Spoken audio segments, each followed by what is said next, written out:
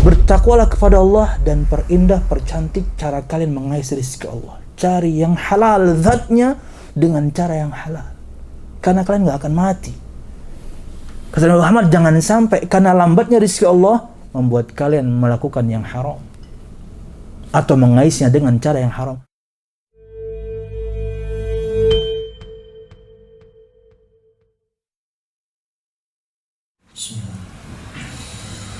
Assalamualaikum warahmatullahi wabarakatuh.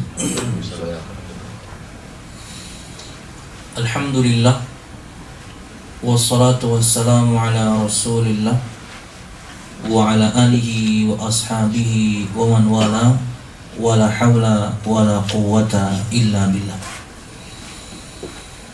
Alhamdulillah, segala puji dan syukur marilah kita panjatkan kepada Allah Subhanahu wa ta'ala yang telah memberikan kita kenikmatan yang begitu banyak. Nikmat sehat, nikmat aman, nikmat memiliki waktu luang seperti kita sekarang.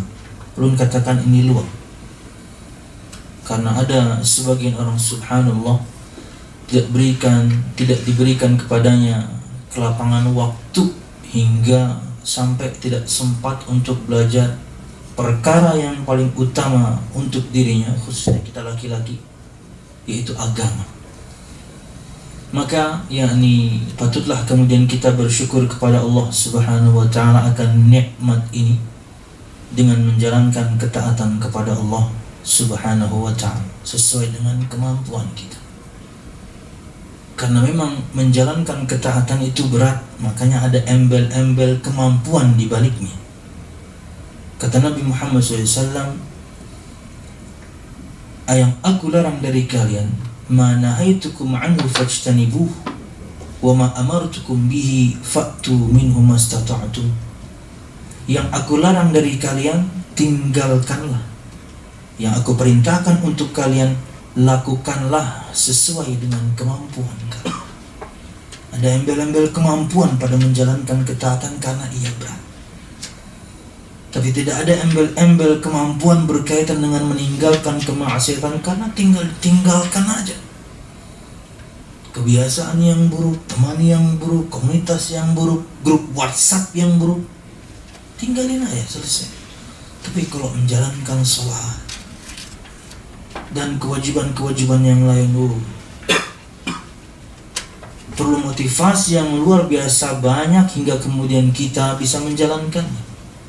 Kemudian Bapak Ibu yang ulun muliakan, salawat serta salam semoga selalu tercurahkan kepada junjungan besar Nabi kita Muhammad sallallahu alaihi wasallam, juga beserta para sahabatnya, keluarganya, dan juga segenap kaum muslimin yang selalu berpegang teguh dengan agama Islam sampai hari kiamat kelak. Bapak Ibu yang ulun muliakan, pada kesempatan kali ini ada satu hadis Nabi Muhammad sallallahu alaihi wasallam yang ingin ulun sampaikan, kita bahas bersama. Jadi buku saku yang ada di hadapan pian namanya Arba'in Nawawi, karangan Imam An-Nawawi, di antara buku hadis yang subhanallah mencakup semua permasalahan hidup. Ada 41 hadis pilihan beliau atau 42 yang mencakup segala urusan, perkara akidah, ibadah, muamalah, akhlak, dan harus ada di semua kita atau di semua rumah kaum muslimin. Yang di hadapan pian ini hanya matannya saja, redaksi hadis yang beliau sampaikan. Maka begitu banyak karangan-karangan di luar sana dengan syuruh, dengan keterangan, pian bisa membelinya. Di e-commerce juga banyak. Belajar syarah Arba'in Nawawi biar kita tahu maknanya lebih dalam lagi. Nah, salah satu di antaranya boleh ingin sampaikan kepada pian, kita belajar sama-sama hari ini berkaitan dengan hadis yang ke-10. Kalau memang suatu saat kita bisa ada kajian rutin, kita habisin 42 nih. Tapi kita hadis 10 dulu ya. yang mungkin akan cocok dengan yang sedang pian akan bahas atau pian sedang lakukan. Perhatikan halaman 16 hadis ke-10.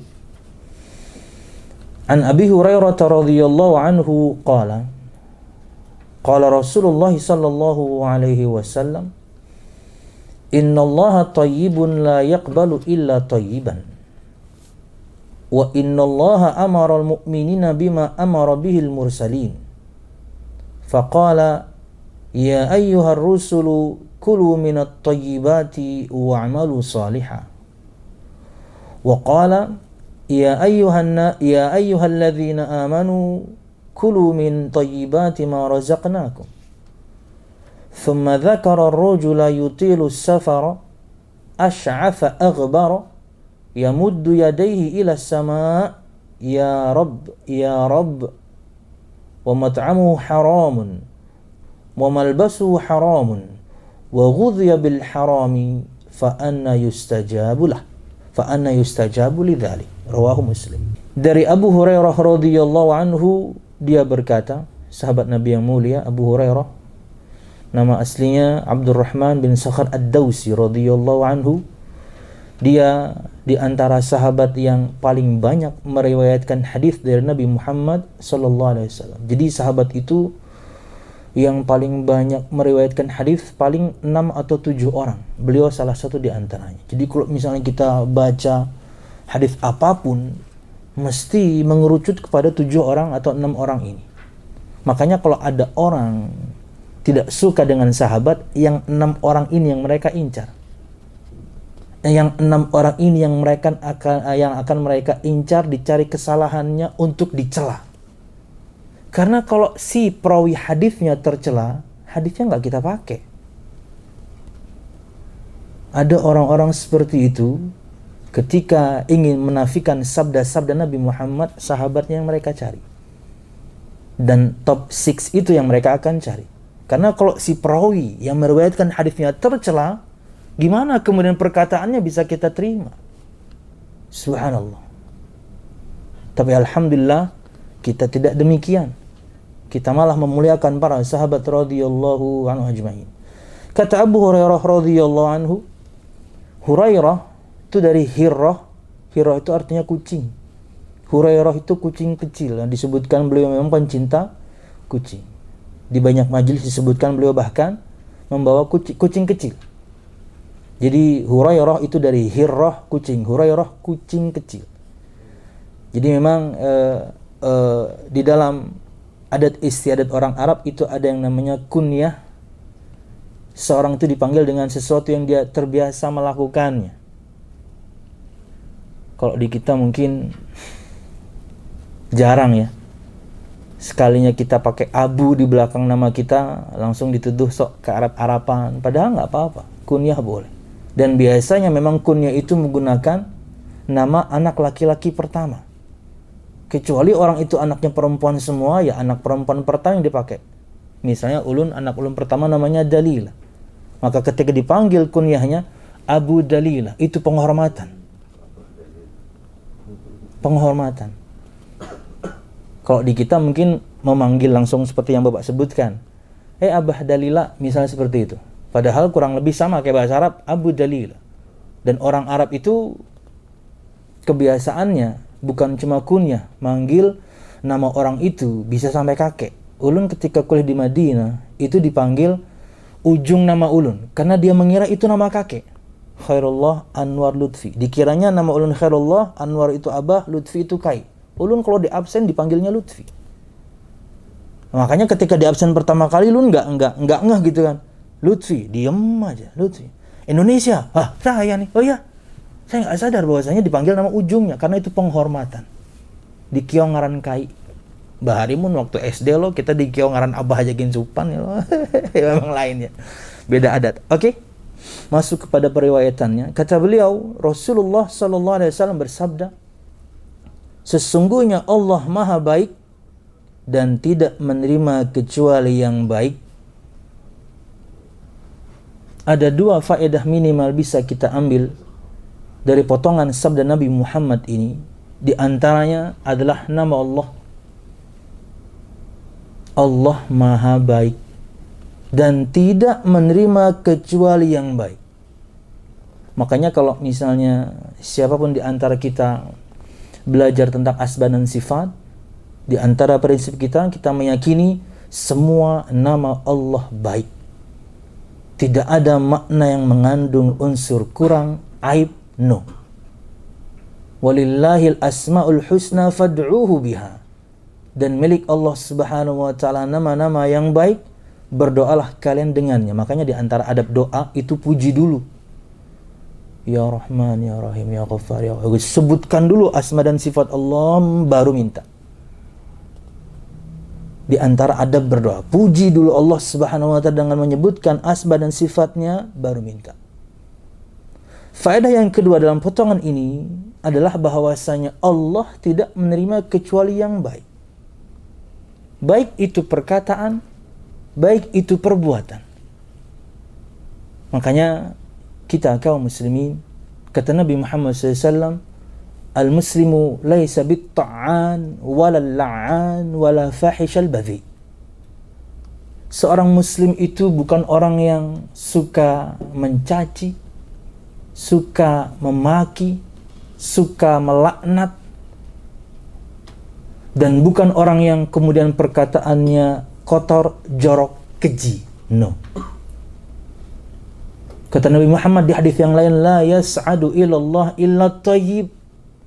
Tidak ada yang naik kepada Allah Subhanahu wa taala kecuali yang baik-baik.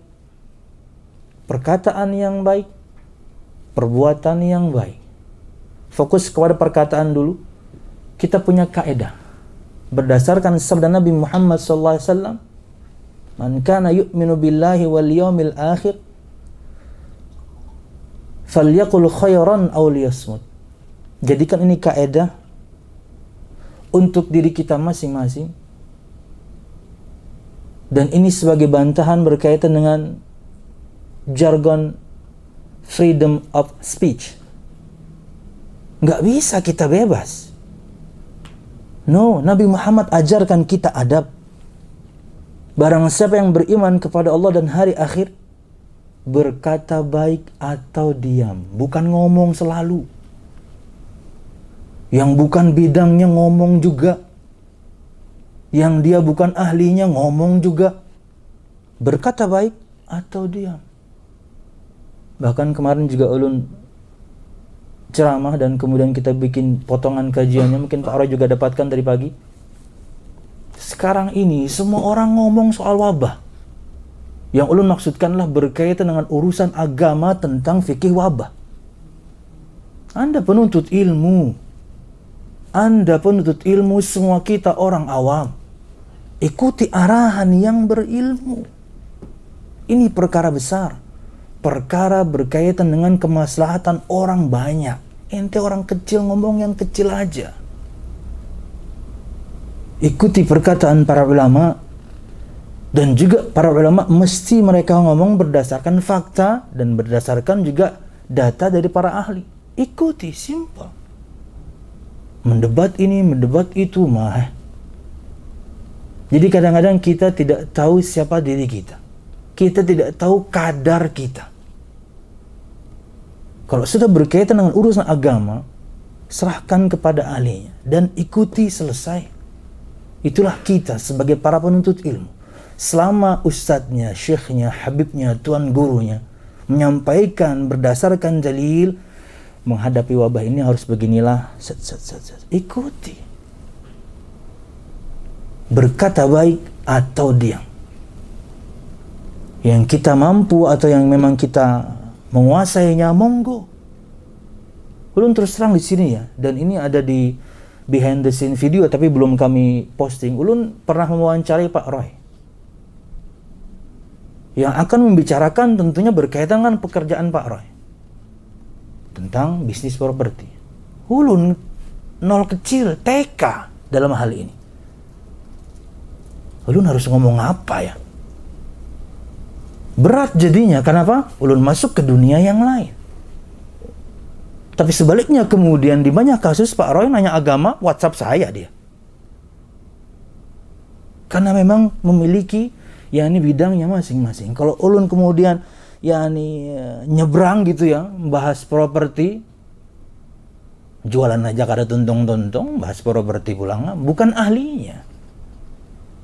Berkata baik atau diam. Karena Allah tidak menerima kecuali yang baik, di antaranya perkataan yang baik. 2, perbuatan yang baik. Nah, ini berkaitan dengan ibadah nih. Maka yang dimaksudkan dengan perbuatan yang baik, amal kita itu loh. 1, ikhlaskah kita melakukannya karena Allah?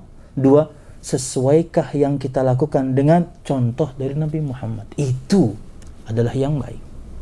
Maka tugas kita semua belajar. Pian harus sisihkan waktu dalam sepekan untuk belajar agama. Sesibuk apapun pian. Pian bukan Pak Jokowi presiden, artinya pian nggak sesibuk itu. Pian bukan menteri, artinya pian nggak sesibuk itu. Pian bukan kemudian panglima, yakni panglima lah, atau apa itu, kepala polisi. Enggak, berarti pian juga nggak sesibuk itu. Dan kalau sebagian pian misalnya belum nikah, apalagi. Kita bukan pemimpin negara, kita bukan pemimpin pasukan. Ya, kalau sampai dalam satu pekan nggak ada waktu untuk belajar agama, sesibuk apa pian memangnya? Habis subuh, apalagi sekarang. Kita bicara pandemik, habis subuh buka.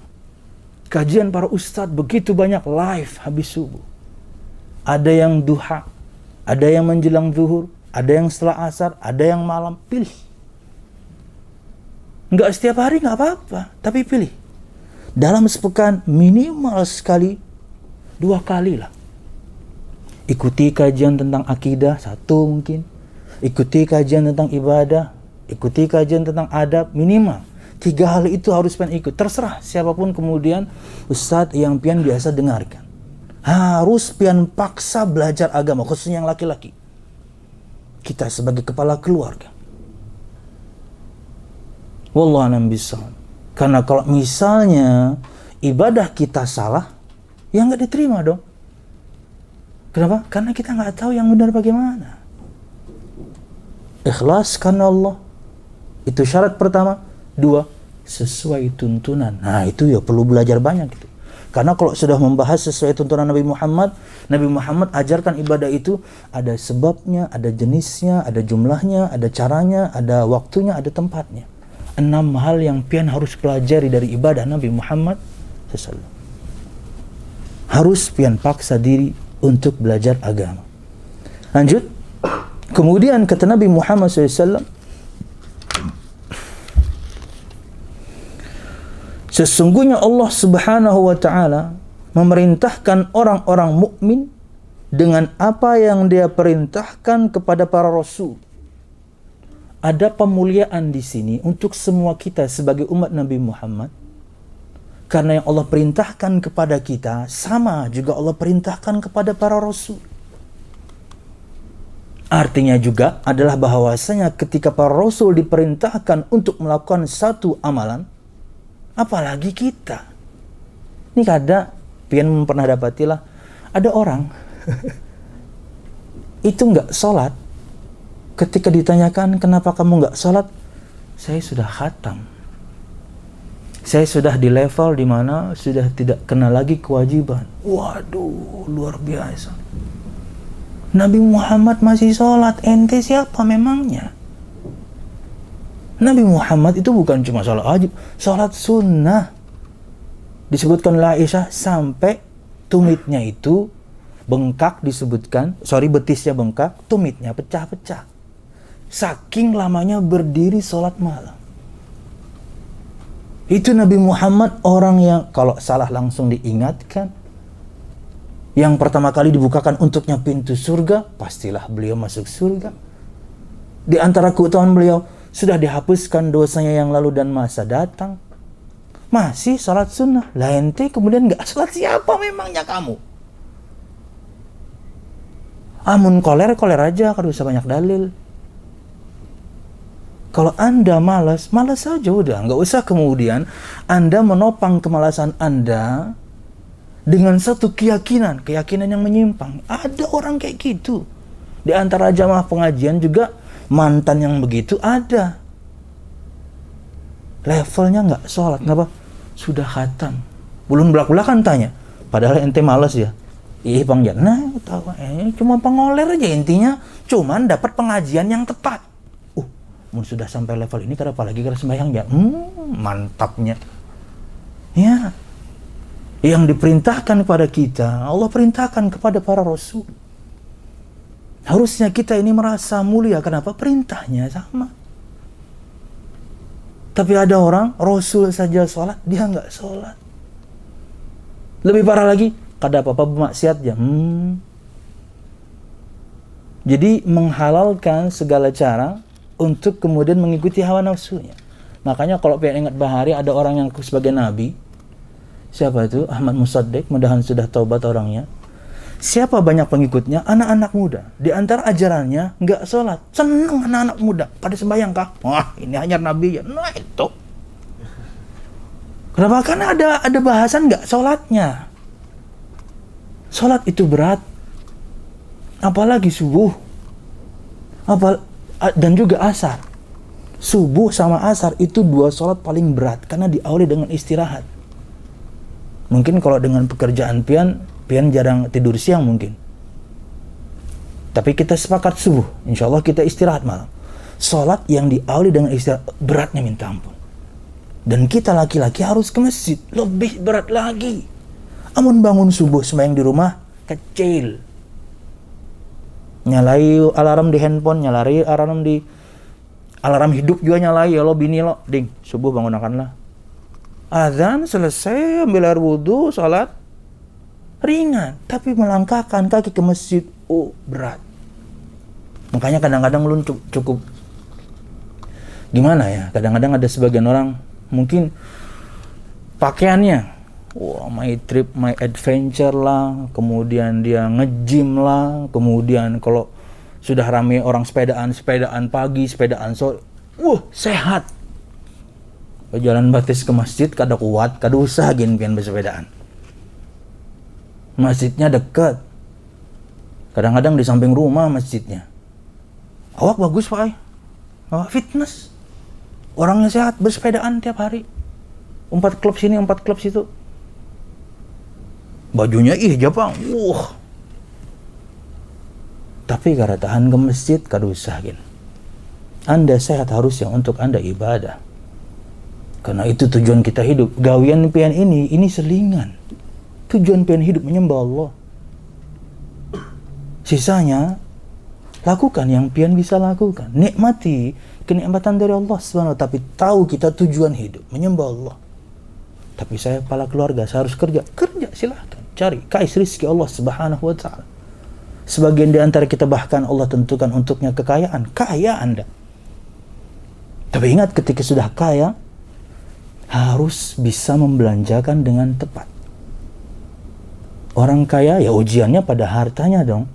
Kemaksiatan sekarang mahal-mahal. Narkoba yang bisi duit yang bisa beli.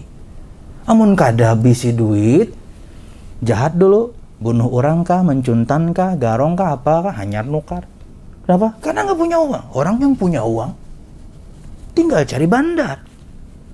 Tapi kalau orang kaya, berapa segram? 7.000 pang galon pian kawan 1,5 juta gen jauh. Berapa gram hendak? 3 kilo aja. 3 kilo mah. Kenapa? Duitnya ada ya Pak? Orang punya uang. Itu ujiannya berat sekali. Kenapa? Dia bisa beli semua.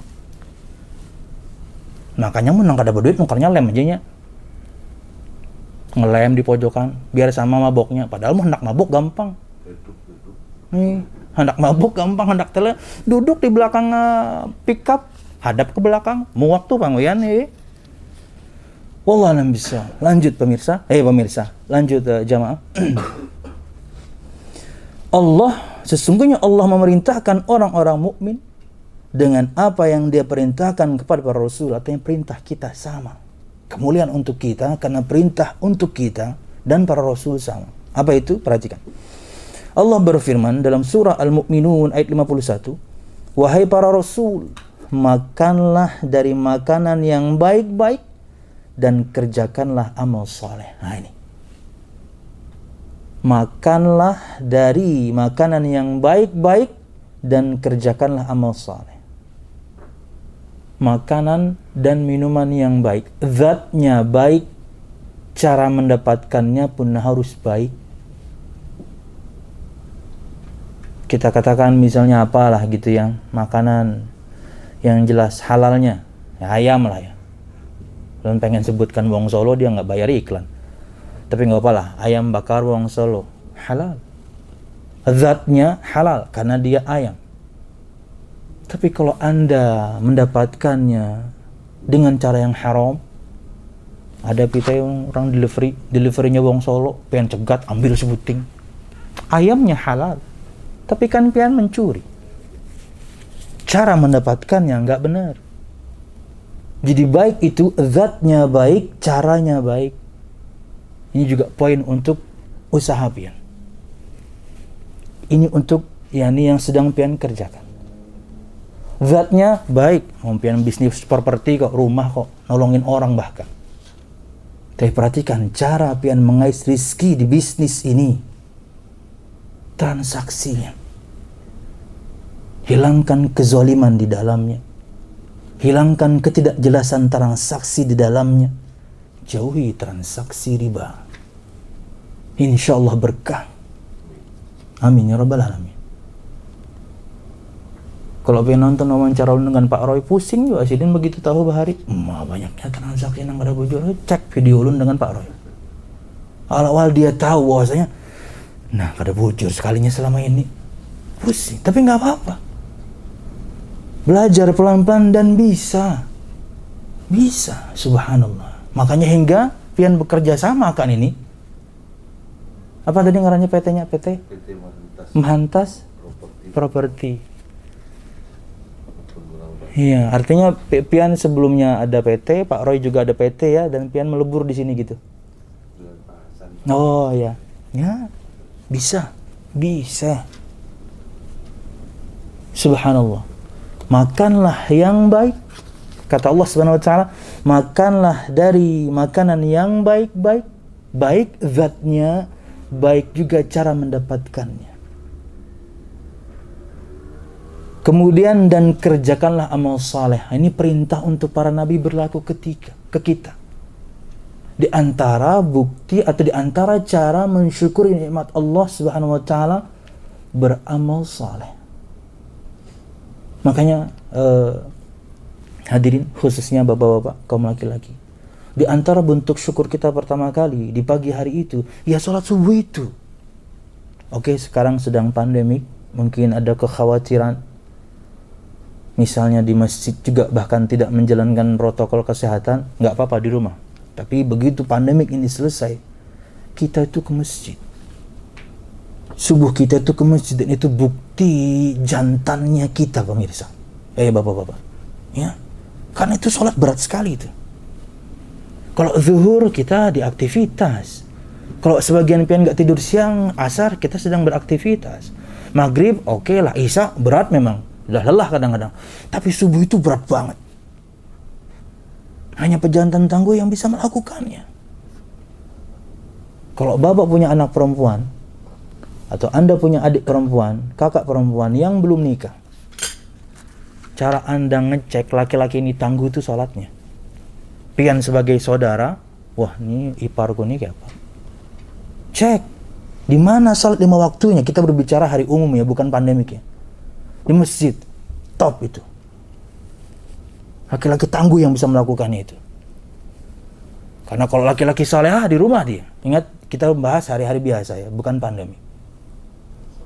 Ya, makanya kata Nabi Muhammad ini juga untuk yakni pian siapapun di antara pian yang punya saudara, punya kakak atau dirinya ingin mencarikan yakni pasangan untuk keluarganya. Laki-laki itu salatnya itu nomor 1. Cek salatnya. Karena sudah nikah kawai ke masjid. Oh, untuk perempuan Anda jangan gambling sama laki-laki. Ya. Karena ketika sudah menikah, kada berubah. Dan kita punya power untuk memaksa Anda. Hai kaum wanita. Maka kata Nabi Muhammad, "Idza ra'aitumur rajula yata'ahadul masjid fashhadu bi annahu min ahli iman. Kalau kamu lihat seorang laki-laki bolak-balik mondar-mandir masjid, maksudnya 5 waktunya di masjid, maka persaksikanlah dia orang yang beriman, karena orang beriman yang bisa melakukan. Kenapa kalau misalnya subuh itu di masjid gitu ya, hawanya nyaman, terlepas dari memang suasananya nyaman ya, enak sekali subuh itu. Disebutkan karena tidak bercampur dengan nafasnya orang munafik. Nikmat sekali salat subuh itu, tapi berat. Wallahu a'lam bishawab. Jadi itu patokannya. Mun misalnya lakiannya pintar menggombal, tinggal buka YouTube gin banyak. Cara gombal atau di Google banyak. Gombalan 2022 gin bisa sudah keluar tuh juga ya. Abah pengen tukang bakso aja. Merayu. No, salat.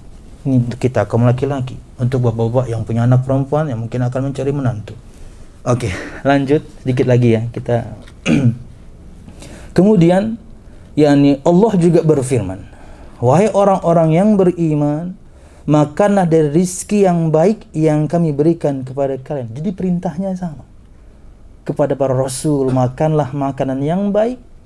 Kepada kita sama. Hai orang-orang yang beriman, makanlah dari rizki yang baik yang kami berikan kepada kalian.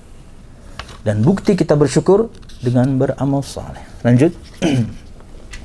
Kemudian beliau menyebutkan seorang laki-laki yang melakukan perjalanan panjang. Rambutnya kusut, badannya berdebu. Dia mengangkat kedua tangannya ke langit seraya berucap, wahai Tuhan, wahai Tuhan. Sedangkan makanannya haram, minumannya haram, pakaiannya haram, dan dia disuapi dengan yang haram. Maka mana mungkin dikabulkan permintaannya? Nah, ini poin bahasan kita. Bapak Ibu yang Allah muliakan, salah satu di antara 4 hal yang dilakukan laki-laki ini cukup membuat doa dia mustajab. Kita bahas satu-satu. Nabi Muhammad menyebutkan seorang laki-laki yang sedang melakukan perjalanan yang panjang, musafir. Musafir itu, Anda ketika bepergian, itu doa Anda mustajab. Kata Nabi Muhammad, "Thalathu da'awatin mustajabat la syakka fihinna." Ada 3 doa mustajab. Mustajab itu artinya dikabulkan, diterima. La syakka fihinna, enggak ada keraguan, mesti mustajab doa orang-orang berikut ini. Kata Nabi Muhammad SAW, da'watul mazlum, wa da'watul musafir, wa da'watul walid ala waladih. Doa orang yang terzalimi, ini bahaya nih. Makanya dia disebutkan tadi di awal. Pak Roy, Bapak juga, atau semua pian. Jangan sampai misalnya suatu saat pian beli tanah orang, ada kezaliman di sana. Pian bangun bangunan, ada kezaliman di sana. Oh, zalim sama manusia repot. Allah Maha Pengampun, manusia enggak Maha Pengampun. Jangan sampai nanti kita datang di hari kiamat jadi orang yang muflis, kata Nabi Muhammad. Apa itu muflis? Bangkrut. Mungkin umur salah satu di antara kita atau mungkin banyak kita panjang, melebihi standar umur Nabi Muhammad. Umur umat Nabi Muhammad 60 sampai 70 tahun saja kata beliau. Sedikit yang bisa lewat dari angka 70. Mungkin umur kita panjang misalnya, dan selama itu alhamdulillah kita tidak mensucikan siapapun. Kita beramal saleh. Kepada Allah Anda beramal saleh, kepada manusia Anda baik misalnya. Tapi subhanallah ada kezaliman yang pian kemudian terlupa untuk meminta maaf darinya. Repot zalim sama manusia ini. Makanya selalu menyampaikan contoh orang kalau korupsi, aduh, tobatnya susah. Yang dizalimi banyak. Allah Maha Pengampun, manusia enggak Maha Pengampun. Berurusan tuh pang di akhirat kena. Makanya kata Nabi Muhammad, "Man kanat indahu madlamatun li akhihi min irdin aw min syai'in falyatahallal minhu al-yawm qabla an la yakuna dinarun wala dirham." Barang siapa yang punya satu kezaliman kepada saudaranya, minta maaf sekarang. Sebelum datang nanti hari tidak ada lagi manfaat dinar dan dirham. Enggak ada manfaatnya uang. Yang ada adalah amal kita, pahala yang kita bawa ditransfer kepada yang terzalimi atau yang kita zalim. Habis kebaikan kita, tapi masih banyak yang harus kita bayar. Keburukan orang-orang itu akan ditimpakan ke kita. Hilangkan itu. Jangan sampai zalim. Karena rentan sekali Pak Roy, bisnis pian ini dengan kezaliman. Betul-betul dicek surat-suratnya, selesai, bismillah. Ya. Wallahu a'lam bishawab. Kata Nabi Muhammad SAW, doa mustajab ada 3. Doa orang yang terzalimi, sekalipun disebutkan dia pelaku maksiat di hadis yang lain. Anda zolim kepada orang, orangnya itu peibadahgin kada, tapi dia Anda zalimi. Dia memanjatkan doa mustajab. Hati-hati sama orang yang terzalimi. Dan mungkin bisa jadi yang terzalimi itu sangat dekat ya. Anak kita, istri kita. Oh, bahaya. No. 2, doa orang yang sedang bepergian. Laki-laki ini sedang melakukannya. Dan yang ketiga, doa orang tua yang buruk untuk anaknya. Pian mun sudah bisi anak, semarah apapun pian, keluarkanlah doa dari lisan pian. Jangan doakan yang buruk. Kenapa? Makbul. Kenapa disebutkan di sabda ini doa orang tua yang buruk untuk anaknya? Karena doa yang baik itu standar. Anda doakan keburukan, makbul. Doakan kebaikan. Disebutkan Syekh Sudais itu sangat nakal ketika kecil, Imam Mekkah itu. Tapi yang keluar dari lisan ibunya, semoga Allah jadikan kamu imam Masjidil Haram. Jadi imam. Doakan kebaikan. Doakan kebaikan. Padahal Anda lagi marah nih, tapi yang keluar tuh doa.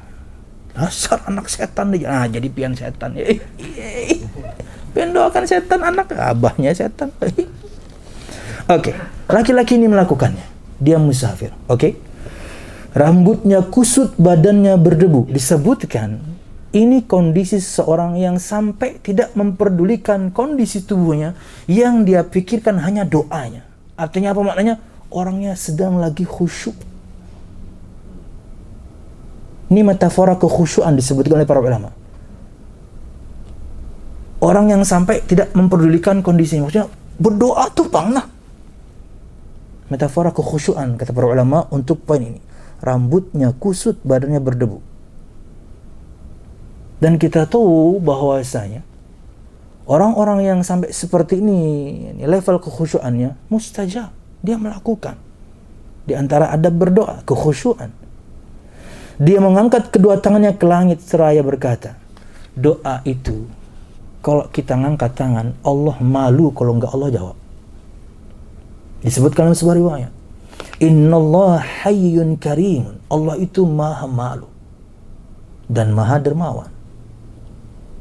Yastahyi min abdihi. Allah malu dari hambanya ketika hamba itu berdoa dan dia ngangkat tangan. Allah malu kalau tidak menjawabnya. Maka ketika berdoa, angkatlah tangan Anda. Dan di antara adab dari Nabi Muhammad yang disebutkan oleh para sahabat ketika mereka melihat Nabi Muhammad berdoa, sejajar dengan bahu di depan dada. Itu minimal. Buktikan Anda serius. Telapak tangannya itu disebutkan oleh para sahabat, Nabi Muhammad terkadang menghadap wajahnya, terkadang menengadah atau meminta ke atas. Ada orang berdoa loh, tangannya di atas tempaha. Pian mintanya jangan ada serius, ya Pak. Atau bisa jadi mungkin makanannya lambat keluar ya lo. Aduh, uyuh sudah sini lawasnya ceramahnya nih. Jadi gini ya. Sejajar dengan bahu di depan dada. Buktikan Anda serius minta. Allah malu tidak menjawab doa orang yang berdoa ngangkat tangan. Gak usah malu. Apa itu ya tingginya ngangkatnya. Bodoh amat sama orang. Kita ikuti Nabi Muhammad. Setelah salat sunnah berdoalah. Malam kan ada salat berdoa, angkat tangan. Memohon kepada Allah Subhanahu wa ta'ala. Nah, laki-laki ini melakukan satu sebab yang doanya mustajab. 4, dan dia mengatakan wahai Tuhan, wahai Tuhan. Dia bertawassul dengan asma dan sifat yang kita bahas tadi di awal. Di antara cara kita berdoa dan ini adab doa itu menyebutkan asma dan sifat. Hamba ini melakukannya. Ya Rabb, ya Rabb. Bahkan semua Nabi dan Rasul rata-rata doa mereka itu pakai nama Rob, Tuhan yang maha memelihara. Jarang dengan nama yang lain. Semua Nabi rata-rata dengan ya Rabbi, pakai Rabbi. Yang memelihara aku, Tuhan yang memelihara aku. Nama Allah, Rob. Mustajab harusnya doanya. Tapi perhatikan, sedangkan makanannya haram, bisa zatnya, bisa caranya. Entah minuman keras, entah daging atau apa gitu yang diharamkan, zatnya haram. Atau cara mendapatkannya haram, padahal zatnya halal. Ayam, tapi tadi mencuntan. Ayam orang tersasat di rumah kita sembelih ya. Ayamnya halal secara zat. Dia adalah binatang yang halal kita makan. Cuman cara pian, ampun orang pian sembelih apa? Haram zatnya, haram caranya. Penting. Dan ini tugas kita semua kaum laki-laki. Menafkahi keluarga dengan yang halal. Mereka tidak berdosa ketika kita yang kemudian melakukannya dengan cara yang haram. Istri kita, anak kita, cara mendapatkan itu merubah hukum. Cara kita mendapatkan haram, kita dosanya.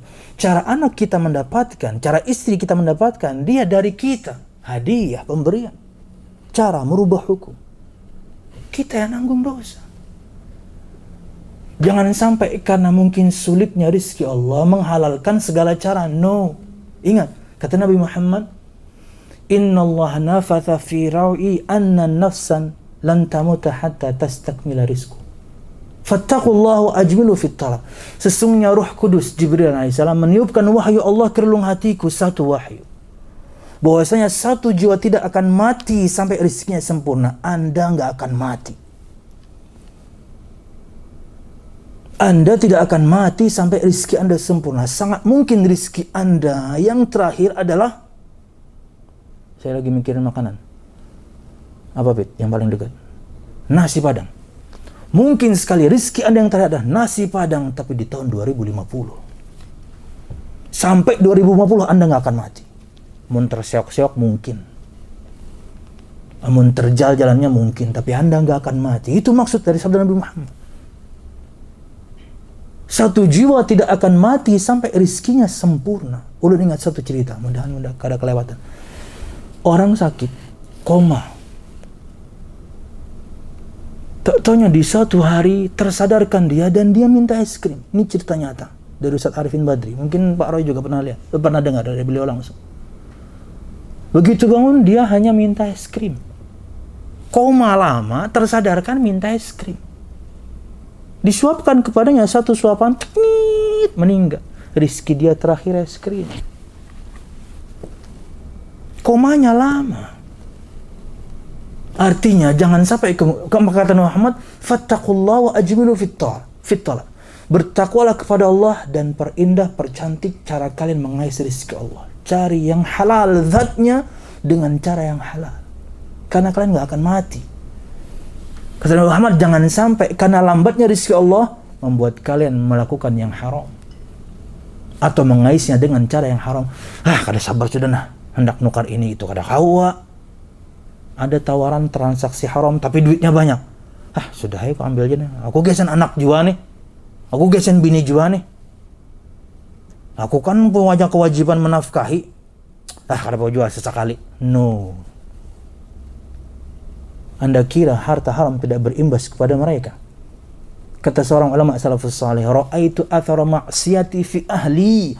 Aku saksikan bekas imbas buruk kemaksiatanku pada keluargaku. Mungkin Anda santai, biasa. Istri pembangkang. Anda santai, biasa. Anak nakal. Anda kira itu bukan dari kita? Sangat mungkin itu dari kita. Karena kita asupkan pada mereka yang haram. Ulun merasakan itu. Ulun merasakan itu. Asupan yang haram, ulun merasakan imbas buruknya itu. Ulun pernah main riba. Dan Allah mengampuni.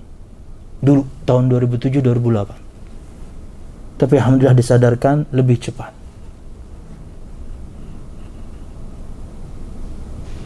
Cari yang halal dengan cara yang halal.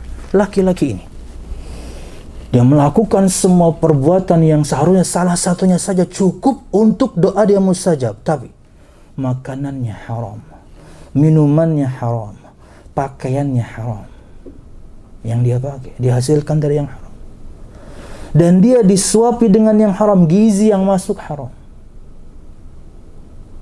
Kata Nabi Muhammad SAW di hadis yang lain, ma nabata min suhtin fannaru awla lahu, yang tumbuh pada tubuh ini dari yang haram, neraka lebih pantas untuknya. Jadi kenapa kemudian banyak para ustaz dan juga teman-teman penggiat syariah ini menggaungkan hal ini? Karena ancamannya berat. Ini ancaman dunia loh. Kenapa? Fa anna yustajabu lidzalik. Bagaimana doanya mau diterima? Imbas buruk rizki yang haram. Tapi kata Syekhul Utsaimin menerangkan, bukan mustahil, bukan, tapi jauh untuk diterima. Maka tetap berdoa kepada Allah Subhanahu wa taala. Untuk siapa mungkin yang di luar sana, kita akan posting nanti, yang sedang struggle untuk keluar dari yang haram, tetap berdoa kepada Allah Subhanahu wa taala.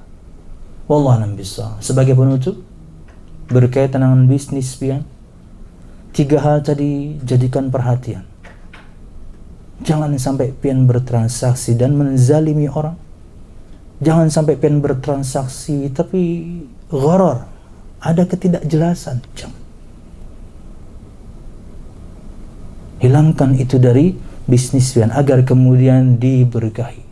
Dan jangan sampai kemudian menghalalkan segala cara, enggak apa-apa riba, yang penting lancar. No. Anda pasti hancur cepat atau lambat. Anda main riba, Anda berperang sama Allah. Anda bertarung satu lawan satu aja belum tentu menang sama orang kok. Yang Anda tantang itu Allah ketika Anda makan riba. No, tinggalkan. Itu yang bisa ulun sampaikan. Semoga menjadi pengingat untuk semua kita bahwasanya rizki yang halal itu berimbas baik pada diri kita dan keluarga. Sebaliknya rizki yang buruk akan berimbas buruk juga pada diri kita dan keluarga kita. Semangat selalu, ingat, Anda tidak akan mati sampai rizki Anda sempurna. Jangan sampai susahnya penghidupan dan ekonomi membuat Anda menghalalkan yang haram karena ingin buru-buru. No, sabar saja. Wallahu a'lam bishawab. Ini yang bisa saya sampaikan. Mudah bermanfaat, salah dan khilaf, mohon maaf. Mudah-mudahan kajian kita ini diberkahi Allah Subhanahu wa ta'ala. Amin. Ya Rabbal Alamin. Mudah-mudahan kapan-kapan kalau kita ketemu Pak Roy, pengajian kita bisa selesaikan 41 atau 42 hadis. Insyaallah 42 ya.